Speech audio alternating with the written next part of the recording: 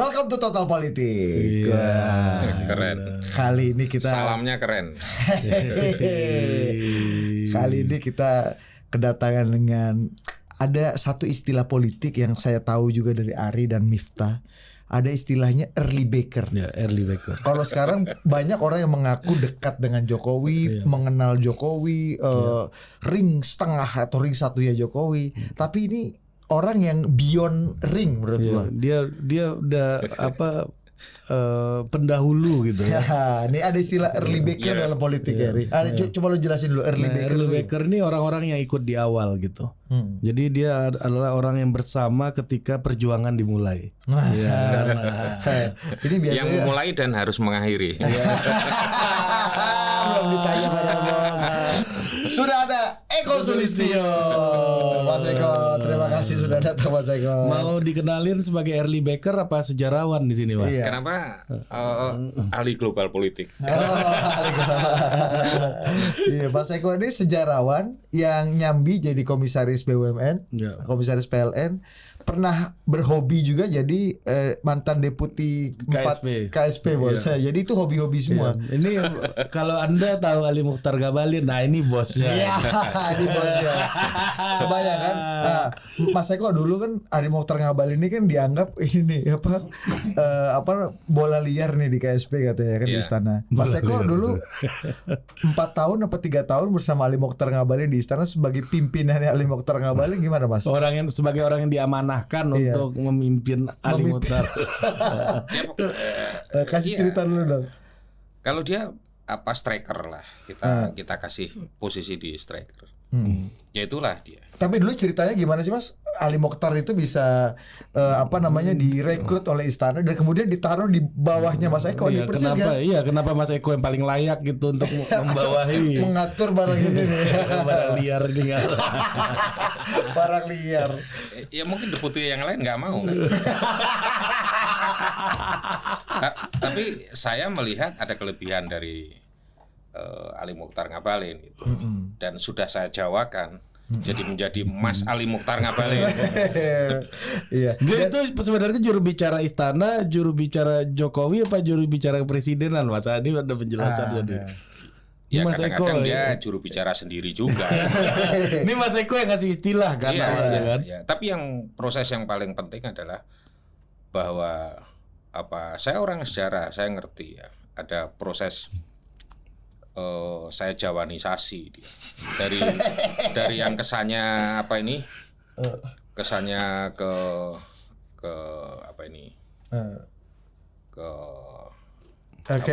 arap-arapan gitu. Nah, dia mencari kata yang pas yang tidak melanggar delik undang-undang ITE bos ya. Kemudian sudah kenal saya proses jawanisasi dan dia sudah ngerti apa itu lamun sira sekti aja mateni. Dan itu sering diungkap-ungkap oleh dia kan sebagai satu idiom leadership lah dari satu suku yang ada di Indonesia. Dan saya kira banyak suku bangsa yang lain di Indonesia ini juga memiliki idiom-idiom kepemimpinan. Saya kira itu. Dan dia sudah mengalami proses itu. Saya kira itu kesimpulannya. Ada satu kesaksian dari Bang Ngabalin sendiri, katanya Bang Ngabalin kemana-mana dia tidak mengatakan bahwa dirinya adalah juru bicara presiden.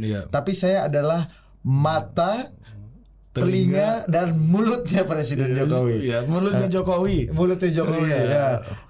Kamu tahu itu siapa yang kasih aku kalimat itu? Siapa? Eko Sulistyo.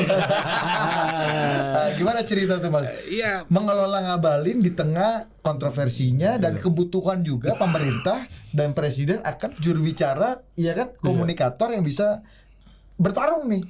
Ya supaya nggak ada semacam political dispute aja di dalam istana. Karena waktu itu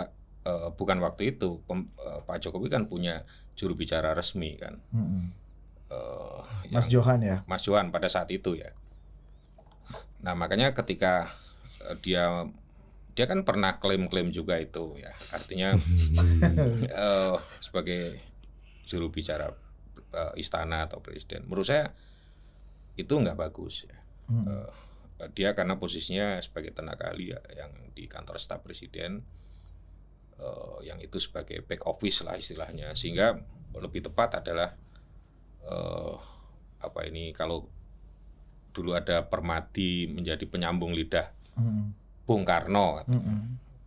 Nah kalau Bung Karno sendiri kan penyambung lidah rakyat gitu. Nah dia kan pasti terlalu besar kalau dikasih predikat itu, makanya ya penyambung lidah lah gitu aja. Penyambung lidah Jokowi ya. Ya, Itu untuk tidak supaya ada klaim juru bicara presiden itu aja nih sebenarnya. Betul. Dicari aja istilah-istilah lain. Penyambung lidah Jokowi. Iya betul. Tapi Mas Eko ini kan gini loh, hari ini gue pengalaman jadi wartawan politik. Di mana wartawan istana umroh juga sama Pak Jokowi ya. di mana gini Mas, di mana kita tuh selalu menantikan komentar, pernyataan dan opini perspektif dari istana atas segala macam isu. Dan tentu saja di awal-awal itu kan sempat idle karena presiden nggak punya juru bicara resmi.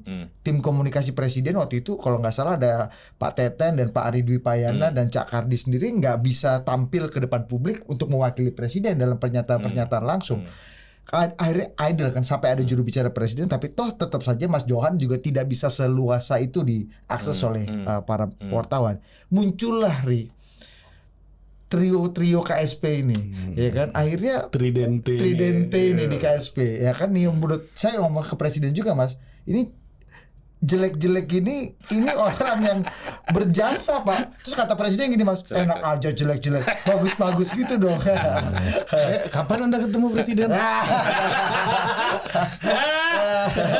Kan wartawan istana kan sering komunikasi dengan presiden. Kan itu kejadiannya setelah ada bukan wartawan. Gue inget banget Setelah dengan Mbak Putri.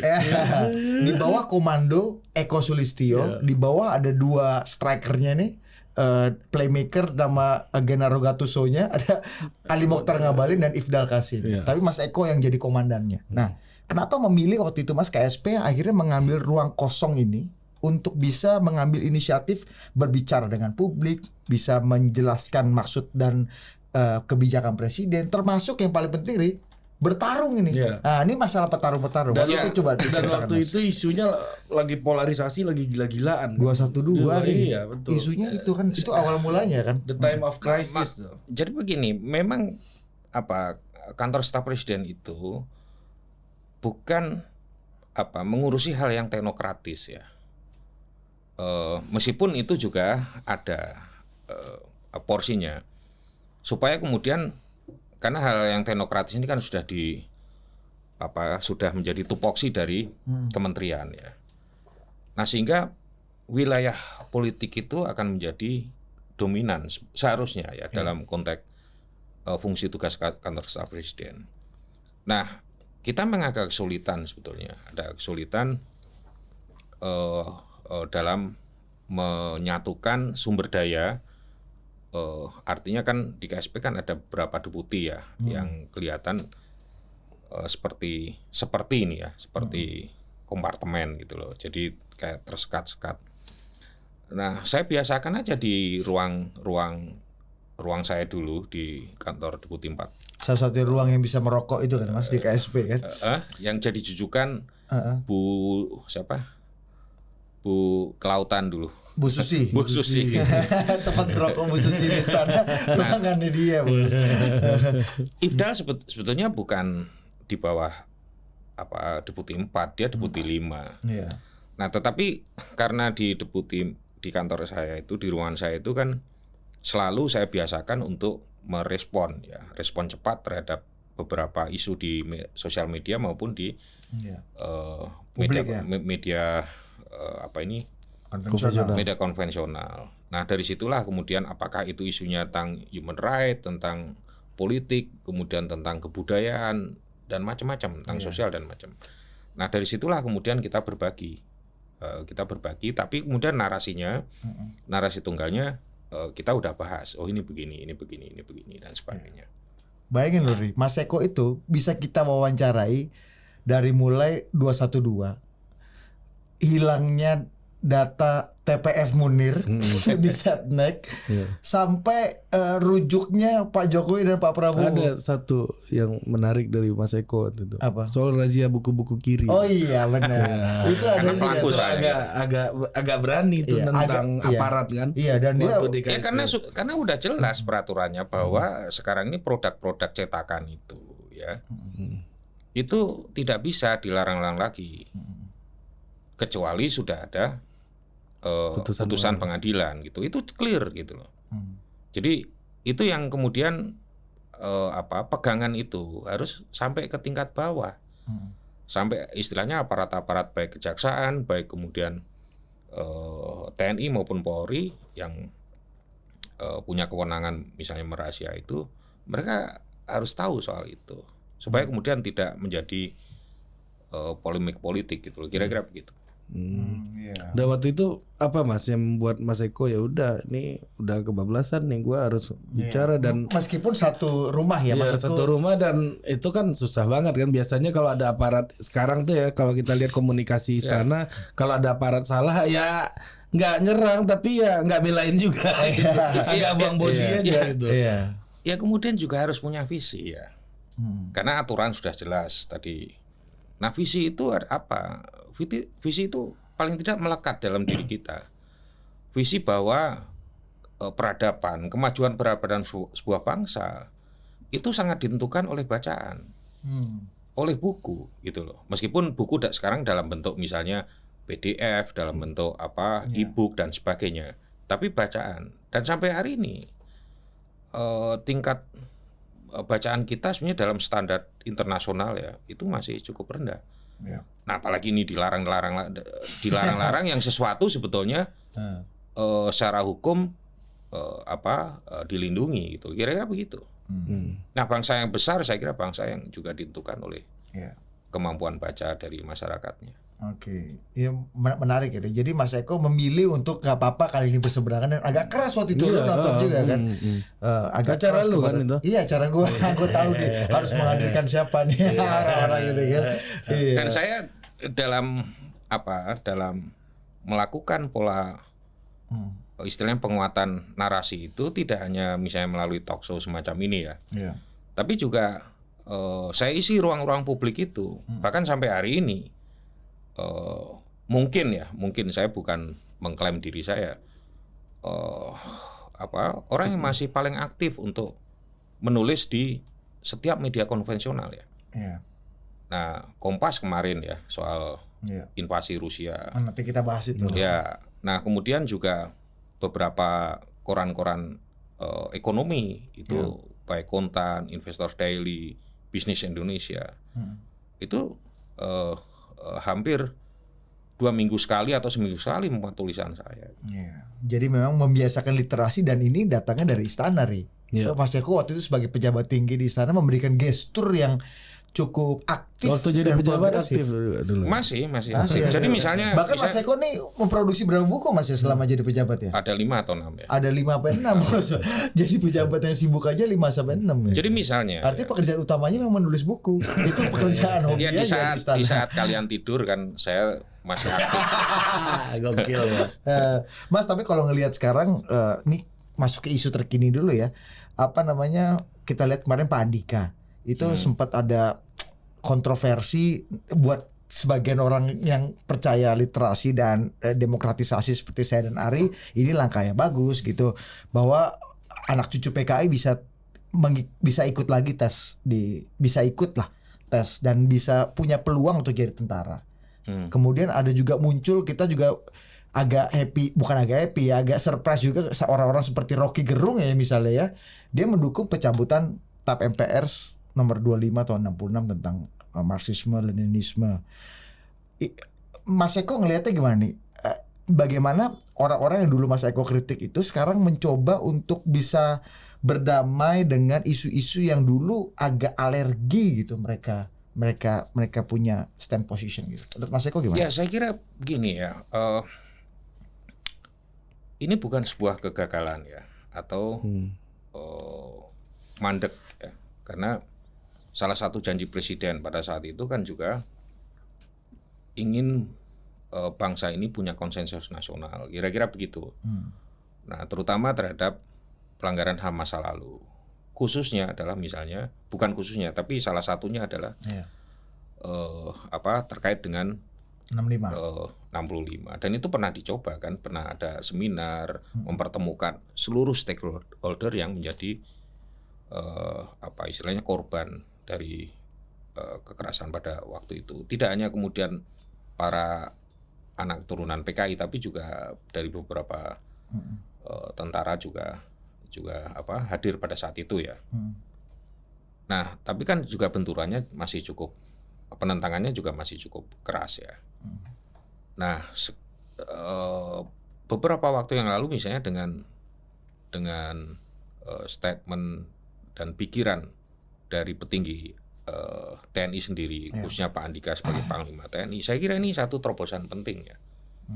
Dan Pak Andika juga tetap melihat pada koridor hukum yang ada, bukan kemudian menghilangkan, bukan menghilangkan TAP MPR itu, tetapi bahwa ada substansi TAP MPR itu sebetulnya tidak tidak mengena sampai ke anak cucu ini gitu loh. Nah, dan itu sebenarnya kan juga sudah diperkuat di dalam KUHP kita gitu loh, di pasal KUHP, kalau nggak salah itu KUHP revisi ya 107, karena saya udah lama ini nggak in charge di dalam dinamika politik, kira-kira begitu. Nah, tapi intinya bahwa taruhlah misalnya ada ide-ide untuk menghapus TAP itu di KUHP juga sudah di legalize di situ. Soal ajaran-ajaran Marxisme, kemudian komunisme, Leninisme dan sebagainya gitu loh. Jadi secara bottom line gitu, struktur hukum kita sudah cukup kuat untuk mengatur ajaran-ajaran yang berkaitan dengan komunisme. Kira-kira tapi itu. ini political will yang cukup progresif lah Mas ya, dari seorang TNI yang selama ini dianggap sangat alergi dan sampai Mas Eko kritik sampai razia-razia buku kiri itu. Jadi gini, posisi Pak Andika statement ini meskipun tidak apple to apple ya, tapi saya bisa sejajarkan dengan apa yang dinyatakan oleh Gus Dur pada saat itu. Jadi memang harus dilakukan oleh para pejabat ya, yang membawai istilahnya semacam kekuatan yang berkonflik pada saat itu. Kira-kira itu. Gus Dur kan pernah menyatakan itu. Kira-kira begitu. Nah, Mas Eko tadi udah mengatakan katanya dalam belakangan ini sudah tidak terlalu aktif lagi di politik ya. Kalau total politik masih mendengarkan, masih melihat. Iya, tapi masalahnya kok majalah Tempo bilangnya lain. Coba kita kasih dulu pertanyaan ini. Jadi mengatakan bahwa Mas Eko ini yang mengorganisir, mengorkestrasi salah satunya. Dan ada fotonya gede Mas, fotonya situ Mas. Nanti kita munculkan. Nih Mas Eko nih kan. Majalah Tempo tuh. Nggak mungkin nih Eko Sulistyo yang lain kan nggak mungkin kan. Mungkin orang konkret pasti itu. Dan ya Mas Eko dianggap meskipun tadi katanya sudah tidak mengikuti, ini majalah Tempo bilang Mas Eko nih bukan mengikuti tapi mengorkestrasi. Benar Tempo. Menggalang. Salah juga nih Tempo. Enggak, benar dia. Benar. Justru kata Mas Eko, gue nggak ngikutin lagi, tapi gue menggalang. Iya, benar itu ini. Benarkah itu Mas? Mas Eko yang ada di balik isu 3 periode perpanjangan masa jabatan dan penundaan nih menurut Tempo loh. Iya. Jadi saya kasih background. Jadi kalau apa yang ditulis Tempo itu benar, berarti saya besar sekali. Bukannya iya Mas. Bukan jadi baju besar. Saya besar sekali, meskipun ini sudah XL ya, mungkin triple XL gitu loh. Karena upaya dirasional aja bahwa untuk menggerakkan sesuatu yang seperti itu, tentu di belakangnya ada logistik yang cukup besar ya. Logika tanpa logistik adalah kezoliman. Oh iya, kita kan kita biasanya berhenti pada angka-angka saja, tapi tidak pernah mengkonkretkan gitu. Nah kira-kira semacam itu. Nah, backgroundnya juga kalau kita baca isi semuanya dari Tempo itu, justru mereka lebih banyak menampilkan background saya gitu loh. Nah, kira-kira yang nggak pernah tahu soal saya, oh saya pernah menjadi aktivis ini, menjadi ini. Jadi hampir semua isinya itu.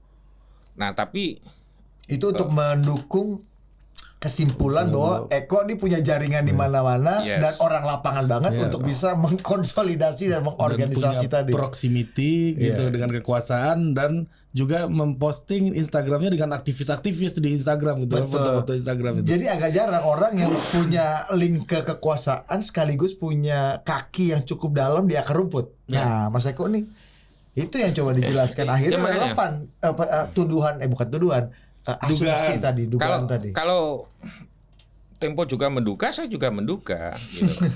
Artinya sama-sama menduga. Dugaan saya juga karena saya sebenarnya kan selalu welcome ya terhadap semua wartawan yang mewawancarai dan sebagainya. Silakanlah cross check dimanapun waktu Anda masih menjadi wartawan aktif kira-kira kan. Masih Mas. Pasti saya Disersi. itu kan bagian dari pelayanan ya. Tidak ada, kalau misalnya saya masih meeting atau apa kan pasti akan saya bel balik atau WA pun saya akan. Nah, sama dengan Tempo. Ketika saya saya terima, kemudian dia mengatakan kira-kira ini menurut informasi. Saya tanya informasinya dari siapa? Dari orang-orang elit politik atau partai politik. Pak Eko menggalang untuk 3 periode, kira-kira begitu. Nah, tapi dari semua inti itu saya jawab bahwa saya tidak benar saya melakukan itu. Nah, kalau toh saya mau menggalang, ngapain menggalang 3 periode? Galanglah 2024 gitu loh. Untuk kontestasi baru. Kira-kira itu nggak ditulis semua kan. Yang baik-baik hilang. Iya. Memang ketika kemudian saya baca itu kan di situ ada nama Pak Luhut, ada nama Bahlil, ada kemudian trio partai politik itu, kemudian ada Pak Anggit sebagai sespri. Nah, saya melihat bahwa ya opini saya itu hanya dipakai aja bahwa seolah sudah berkomunikasi dengan orang yang punya hubungan dengan istana, kira-kira begitu aja, sehingga seluruh narasinya seolah-olah ini sudah terkonfirmasi gitu loh. Nah, padahal sebenarnya kalau kita baca antara judul dengan konten, isi dan apa yang saya sampaikan itu tidak ada matchingnya sama sekali. Tapi Iya kan? gerakan-gerakan untuk menggalang ini Mas Eko lakukan nggak sih sebenarnya? Kenapa? Gerakan-gerakan kan untuk banyak ketemu aktivis tuh di media sosial Mas, ya lihat gitu. Iya, gerakan-gerakan untuk menggalang akar rumput ini betul terjadi nggak sih Mas? Kalau saya sih kalau ada semacam itu ya statement saya seperti Mas Gibran. Saya akan ikut, saya pimpin demo untuk tolak 3 periode, kira-kira begitu. Oh iya. Jangan-jangan Mas Eko juga menggalang tapi bukan untuk Jokowi. Untuk yang lain 2024 Bos. Bisa jadi itu. Iya, benar. Ya artinya Mas Eko keterlibatan Mas Eko dalam isu ini tuh kejauhan gitu dari apa yang diceritain sama Tempo gitu. Ya bisa aja orang nggak percaya, tapi semua dilihat dari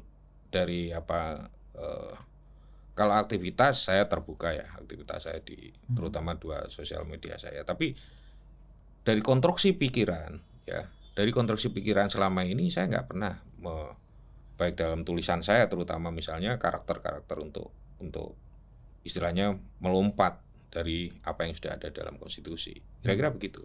Nah, sebagai early backer tadi Mas. Kembali lagi. Early Ikut backer. dengan perjuangan Pak Jokowi dari awal gitu. Gimana sih Mas Eko ngelihat ada orang-orang yang ya Pak Jokowi kenal Mas Eko kayaknya lebih lama daripada yang lain-lain ini kan. Nah, ini mencederai harapan nggak gitu dari awal kan perjuangannya ngelihat ini pemimpin demokratis, civilian supremacy dan lain-lain gitu. Iya. Atau memang Pak Jokowi yang mau? Mungkin ya Mas Eko mengenal Pak Jokowi gitu. Sebenarnya Pak Jokowi juga ya sur juga gitu misalnya dengan isu ini. Nah, gimana Mas Eko? Menurut saya nggak pernah ya itu dalam misalnya saya waktu dipanggil atau apa bicara soal itu. Nah, pernah memang saya berdiskusi soal pandemi ini. Jadi intinya saya mengatakan bahwa upaya 2 tahun yang dilakukan oleh pemerintah dalam menanggulangi pandemi ini sebetulnya itu satu legacy yang cukup penting ya. Karena dengan konsep kalau masih ingat gas dan rem itu yang berbeda dari negara-negara lain ya, artinya dengan karakter yang berbeda. Karena saya sempat mempelajari itu ya. Misalnya di Cina itu sudah mengeluarkan buku putih ya. Buku putih soal penanggulangan itu yang bisa dipakai oleh negara-negara lain meskipun harus diadopsi karena sistem pemerintahan mereka kan berbeda. Nah, itu saya diskusikan sama presiden bahwa kita perlu itu ada semacam legacy yang ditulis yang khusus untuk pandemi atau semacam buku putih itu. Karena prestasi Indonesia untuk penanganan pandemi juga cukup penting yang disyarat oleh internasional gitu loh. Dan ekonomi kita kan juga tumbuh meskipun di saat pandemi. Nah, ini semua kemudian selain legacy itu juga pasti menjadi sorotan internasional, masyarakat internasional. Dan yang paling penting misalnya, yang juga penting menurut saya, bahwa dalam seminggu ini kalau nggak salah ya, Sekjen PBB Antonio Guterres itu memilih Pak Jokowi sebagai salah satu champion dari high level political leadership untuk semacam global crisis response ya dari dampak pandemi. Bukan Ukraina ini. Oh, dapat ini ya, oke. Perang di Ukraina. Karena apa? Bahwa perang di Ukraina ini penting untuk dilihat secara dan kemudian harus dibarengi dengan kerjasama negara-negara atau masyarakat internasional. Ya. Karena kita baru saja mengalami satu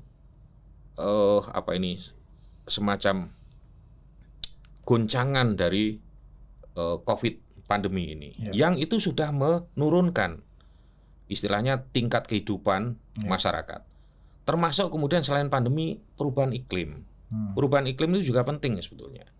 Karena saya lagi menulis soal perang dan perubahan iklim. Nah, di saat kita sudah menurun ini, dibarengi dengan risiko dan dampak geopolitik perang Ukraina, itu menjadikan bahwa hampir 1,7 miliar orang di dunia itu terpapar istilahnya dampak itu.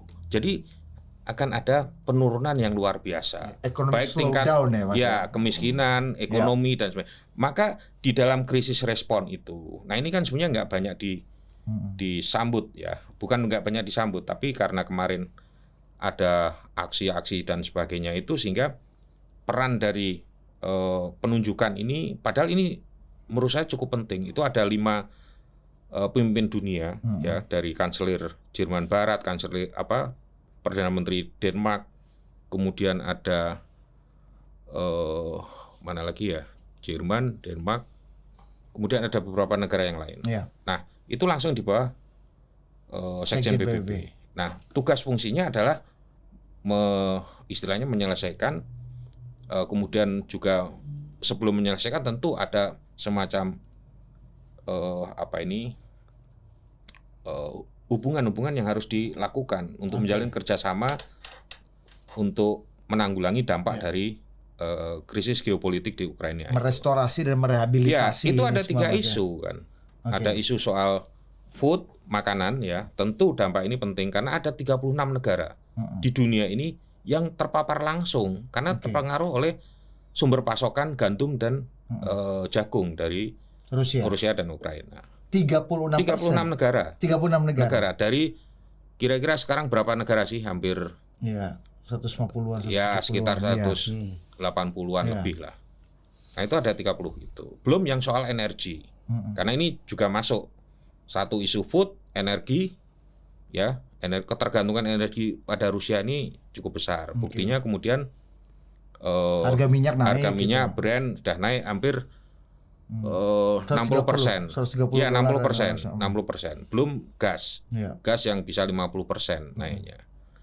Nah, kemudian yang satu lagi selain food, energi itu adalah global financial.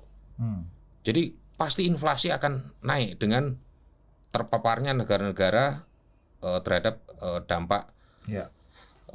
dan risiko geopolitik perang di Ukraina itu. Iya. Nah, tiga isu itu, triple isu itu, food, kemudian energi dan global financial itu yang akan menjadi fokus dari grup Group of five ini tadi.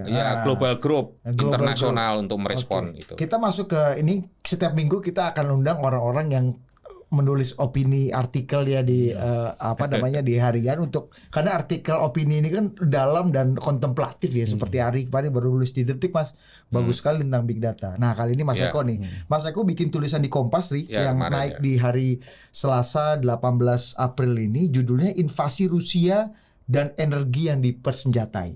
Nah apa Mas yang mau ditampilkan di sini selain 3 faktor tadi ini punya dampak kepada food energi dan juga global financials. Apa yang Mas Eko mau katakan dan perspektifnya di dalam tulisan invasi Rusia dan energi yang dipersenjatai ini? Jadi begini, bahwa perang Rusia di Ukraina ini sekarang ini kan bukan perang konvensional lagi ya. Tentu teknologi sebagai produk dari manusia modern, teknologi perang, khususnya drone segala kan dipakai. Nah, itu saling berlomba untuk membunuh sama lain. Tetapi di balik itu juga ini beyond wars yang konvensional. Nah, meskipun sebenarnya pada tahun 70-an itu sudah dilakukan ya, perang di Teluk itu yang disebut Sipur kalau nggak salah ya. Itu OPEC sudah pernah melakukan tuh. Irak-Iran dulu ya. Bukan di kawasan sebelum itu. Irak-Iran kan tahun early 80 kalau nggak ya salah. 90-an. Ya. Teluk ya. Kalau Teluk 90. Ya. Irak-Iran kan 80 yang membuat itu ini tahun kan. 73-an. Jadi waktu Israel ya. Israel invasi ya. Makanya disebut zon Kippur atau apa istilahnya itu. Ya. Nah, saya ingin melihat bahwa perang ini sebenarnya sudah beyond. Jadi mereka sudah menggunakan senjata energi. Ya. Kenapa? Itu terlihat bahwa misalnya Eropa, kamu lihat sikap Eropa, negara-negara apalagi Jerman, ya, itu kan sangat lunak pada saat itu. Karena apa? Mereka tergantung energinya dari pasokannya dari Rusia. Ya. Nah, minyak kira-kira sekitar 40%, enggak nyampe 40 lah. Kalau gas 40. 40% pasokan dunia? Iya, bukan. Pasokan 40% kebutuhan Eropa itu dari Rusia gitu loh. Nah, kalau kita lihat petanya itu pipeline-nya itu kan dari Rusia ya. Itu banyak sekali itu pipeline pipa-pipa gasnya itu. Ada Nord Stream 1, Nord Stream 2. Nord Stream 2 kemarin sampai Jerman langsung kan, tapi kemudian belum disetujui. Artinya sudah dibangun tapi karena sertifikasinya masih ditangguhkan, kira-kira begitu karena ada perang ini. Nah, kemudian juga ada Turk Stream, ada Blue Stream. Kemudian ada Siberia, Power of Siberia 1. Jadi intinya banyak sekali 40% ya pasokannya. Iya. Dan jangan lupa bahwa karena Rusia ini terutama gas ya sebagai semacam kerajaan gas ya. Itu mereka tidak hanya sampai di pipanya itu, nggak hanya sampai di Rusia ya, termasuk kemudian soal minyak ya. Nah, tetapi dia sudah membangun hampir 155.000 kilometer itu ke Asia, terutama ke Cina. Jadi mereka sudah menyalurkan sampai ke Cina. Jadi kalau misalnya mau diembargo Rusia, diembargo Eropa sih urusan lo lah. Gua juga sudah lebih nyaman sama Cina berbisnis gas ini dengan Cina. Itu udah nyampe ke situ. Nah, tapi kan kembali lagi bahwa masyarakat Eropa sudah sangat tergantung itu dan terutama gas ya. Mereka kebutuhan gasnya kan memang cukup besar. Apalagi Jerman. Jerman setelah tragedi Fukushima, kebocoran nuklir di Jepang, itu kan Merkel pada saat itu sebagai Perdana Menteri, mereka langsung mematikan pembangkit listriknya dari nuklir itu. Nah, mereka kemudian berganti ke gas. Nah, itulah yang mereka sekarang ini sangat khawatir sekali terhadap politik energi yang dilakukan oleh Rusia. Karena Rusia ini selalu menggunakan kebijakan energinya itu untuk menekan. Salah satunya adalah misalnya kayak Ukraina ini, udah ditekan dulu. Kamu saya kasih perjanjian deal soal energi saya, tapi kalau soal referendum ke NATO itu menjadi salah satu persyaratannya, jangan sampai terjadi referendum ke NATO. Kira-kira itu dia gunakan tuh. Jadi energi yang dipersenjatai tadi ya. Untuk melakukan tukar tambah dalam perjanjian-perjanjian internasional. Nah, inilah yang karena Rusia ini kan saya sebut di situ sebagai petrostate ya. Jadi itu satu istilah yang dalam dunia politik internasional yang negara mereka pendapatannya PDB-nya itu hampir 50% itu tergantung dari energi gitu. Dari minyak dan gas. Ya. Jadi selain sebetulnya kan ada beberapa faktor ya yang termasuk faktor, jadi Putin ini ingin menegaskan kembali tentang kejayaan Rusia pada masa lalu sebagai historical Rusia gitu loh. Nah, kalau hanya visi itu kan nggak mungkin. Nah, visi itu ditopang oleh dia sebagai petrostate yang pendapatannya dari minyak dan gas, dan minyak dan gasnya itulah yang dipakai sebagai tuas pengendali ke negara-negara Uni Eropa. Menarik. Ya, gila juga ya. Iya, Rusia ini jadi ini kemudian membuat perang ini agak sulit berakhir, Mas. Makanya dengan embargo kan ada tekanan internasional kepada Rusia ini juga kencang sekali kan, embargo, tekanan politik, bahkan sampai nanti ujungnya nih Indonesia juga ke bawah-bawah nih. Karena sebagai presidensi G20 nanti Mas, ini juga isu yang Mas Eko juga harus tanggapi ini ya. Sebagai presidensi G20 Indonesia ditekan oleh dua sisi. Di satu sisi sebagai sahabat Rusia yang tadi kita punya ketergantungan juga untuk gandum misalnya. Di sisi lain kita juga harus mengakomodasi Amerika dan Uni Eropa dan macam-macam negara-negara demokrasi yang ingin menghukum Rusia dengan tidak hadir di G20. Ya, ini gimana Mas? Recover stronger together, recover stronger.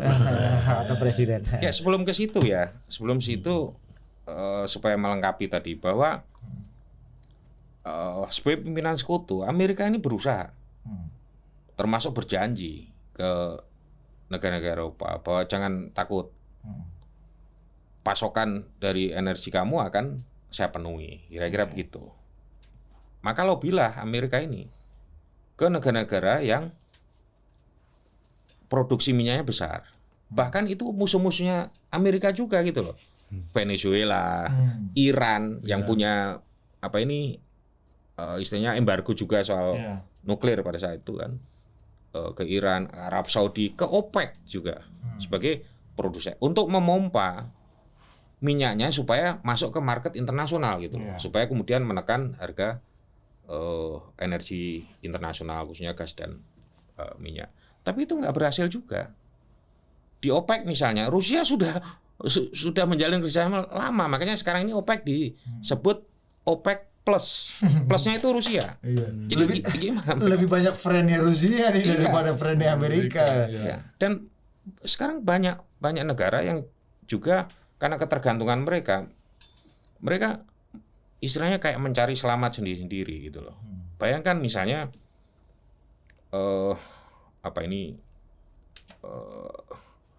Israel, dia bisa bekerja sama dengan Uni Emirat Arab untuk kemudian menyatakan kepada Rusia ya kira-kira supaya pasokan gandumnya tidak terganggu oleh pasangan itu. Jadi hampir semacam itu, termasuk sebenarnya masyarakat ekonomi Eropa. Dia kan nggak memberlakukan embargo dari sekian sanksi yang dilakukan oleh Amerika sebagai pimpinan sekutu mereka kan. Nah, sanksi yang lain mereka berlakukan. Tapi untuk minyak dan gas mereka kecualikan karena ketergantungan itu. Gue bantu senjata tapi jangan tutup lah inilah gitu. Nah, kembali ke pertanyaan tadi, khususnya yang berkaitan dengan Indonesia yang akan menjadi event terdekat ya, soal G20. Memang ini jadi tantangan ya, menurut saya jadi tantangan.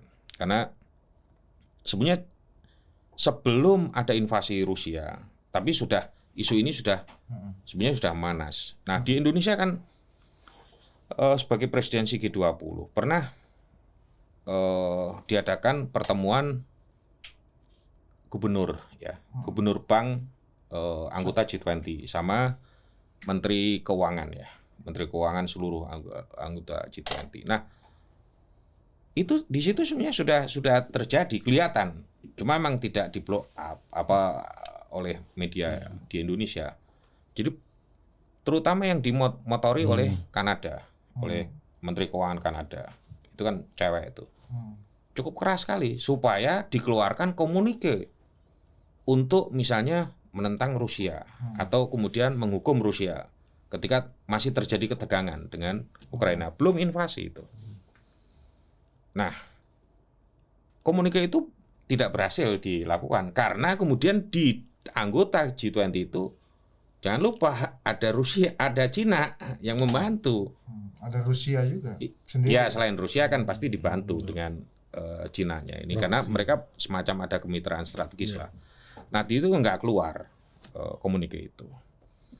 Nah, setelah ini terjadi invasi tentu ini makin melebar kan, makin melebar dan polarisasi itu sudah pada semacam pengancaman. Kalau Rusia datang atau Ukraina tidak diundang sebagai semacam partisipan lah ya. Partisipan kelompok negara-negara blok Amerika atau sekutu ini yang ada di G20 mereka akan memboikot misalnya nggak datang dan sebagainya. Nah, ini memang satu titik di mana navigasi diplomasi dari pemerintah sangat dibutuhkan ekstra di situ. Namun juga hal ini kan pernah terjadi sebenarnya ketika 2014 Rusia menganeksasi Crimea ya. Nah, itu terjadi G20 yang di Australia sebagai presidensinya. Mereka bisa datang semua. Mereka datang semua. Tetapi ada perang dingin di situ, nggak saling menyapa. Antara waktu itu mungkin waktu itu Amerika George Bush ya. George dengan Putin gitu. Nah, bisa aja terjadi itu. Tapi kan intinya ini kan Perdana Menteri Trudeau kan sudah bilang, Pak, kami nggak mau karena kami tidak mau di G20 itu kita berpura-pura semua baik-baik saja. Ya memang. We have a problem. Ya, gitu. Memang. Itu yang kemudian PM Trudeau. Iya. Sudah melakukan itu. Nah, itulah yang kemudian saya kira peran dari Kementerian Luar Negeri untuk melakukan pendekatan diplomasi yang ini kan masih ada waktu ya. Masih ada November waktu. ya. Dan kemudian lebih mengedepankan sebenarnya dari 3 isu tadi, prioritas isu ya. Di G20 itu pemulihan ekonomi, kemudian digitalisasi ekonomi ya. Kemudian satunya lagi soal transisi energi ya. Menurut saya harus ada prioritas juga gitu loh. Karena kan ini bebannya juga kalau kemudian kondisinya linear sih nggak kuat. Tapi menurut saya ini lebih prioritas dan yang bisa diterima oleh semua anggota itu. Nah, menurut saya itu adalah pemulihan ekonomi yang akan lebih diutamakan gitu. Jadi harus prioritas dari situ menurut saya. Nah, jadi lebih simpel agendanya. Nah, Mas, ini pertanyaan terakhir nih, Mas, soal terkait dengan G20 juga, terkait dengan recover together. Ya, recover stronger. Ya. Nah, misalnya nih, Mas, Joe Biden nggak jadi datang gitu misalnya. Putin kan udah fix katanya mau datang ya. Mau datang bawa beruang gitu.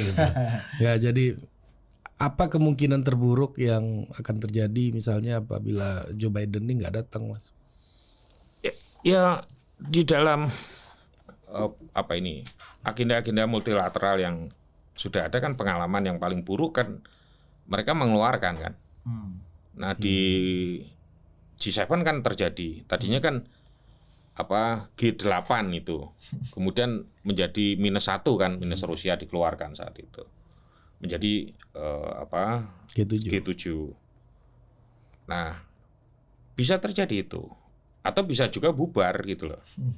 Nah kalau misalnya mau Bisa dilakukan, batal sama sekali maksudnya. tapi dari konfigurasi anggota menurut saya kan ini dunia ini kan sekarang ini istilahnya bukan bipolar lagi, bukan kekuatannya terkonsentrasi antara Rusia dengan Amerika gitu loh. Nah tapi juga multipolar menurut saya, karena kekuatan di Indo-Pasifik ini misalnya yang sekarang, nah kalau di Eropa itu ada NATO-nya, kalau di sini kan ada AUKUS juga kan, yang lingkupnya lebih kecil ya kawasannya. Nah jangan lupa di situ ada Cina loh, di situ ada Cina yang kalau kita teliti hampir semuanya rantai pasok tentang teknologi saat ini ya, karena saya mulai belajar itu ya, soal material kritis, mulai nikel, mulai kemudian rare earth yang punya kontribusi penting terhadap misalnya semikonduktor. Nah itu satu chip yang sangat dibutuhkan dunia saat ini untuk misalnya renewable energy, untuk mobil listrik misalnya, untuk teknologi masa depan. Nah itu hampir semuanya ada di Cina gitu, atau dikuasai oleh Cina. Bayangkan Tesla membuka pabriknya yang cukup besar juga di sana kan, karena memang mendekatkan rantai pasoknya itu. Nah artinya Amerika juga pasti akan memperhitungkan kekuatan Cina itu. Nah oleh karena itu menurut saya ini kan sesuatu yang harus balancing nanti kalau menurut saya ya, tadi pertanyaannya apakah ini akan terjadi misalnya kayak G7 ya, yang kemudian bisa dikeluarkan. Tapi kalau dikeluarkan Cina bisa boikot juga, negara-negara lain yang pendukung Rusia juga bisa boikot. Ya karena satu bahwa di dalam G20 ini kan hampir 50% lebih PDB dunia. Mereka produksi PDB dunia, penghasil PDB dunia di situ, sehingga sangat rentan kalau kemudian ini bubar gitu. Kalau menurut saya, karena di situ ada kekuatan-kekuatan yang juga punya pengaruh yang besar, Cina, Rusia, dan itu satu sisi gitu loh. Ya. Di sisi yang lain kemudian Amerika dengan sekutunya. Menurut saya di situ. G20P. Apa tuh? Bukan plus. Perjuangan. Dan tenang aja nih Mas Eko, masih sampai November nih. Jadi diplomasi masih jalan terus nih bulan April ya kan. Mudah-mudahan November nanti titik equilibrium perdamaiannya udah ada, atau bubar semua nih barang kan. Bisa aja kalau memang kondisinya eskalasinya makin meningkat. Terima kasih Mas Eko. Kita bicara ngabalin, bicara operasi politik akar rumput sampai global politik. Itu kalau dijadikan buku sudah subbab 1, subbab 2, sampai subbab 5 dan 6 kesimpulan. Ini dari satu ngabalin aja bisa sampai Rusia Ukraina. Hebat ngabalin, Bang ngabalin ya. Taruh sorban, buka sorban dulu Bang. Lu cerita Mas Eko dong. Kita ini pilih tempat kantor tuh gimana? Jangan di sini dong ceritanya dong. Oke, demikian wawancara kita dengan Eko Sulistyo. Sampai jumpa di podcast Total Politik berikutnya. Let's go.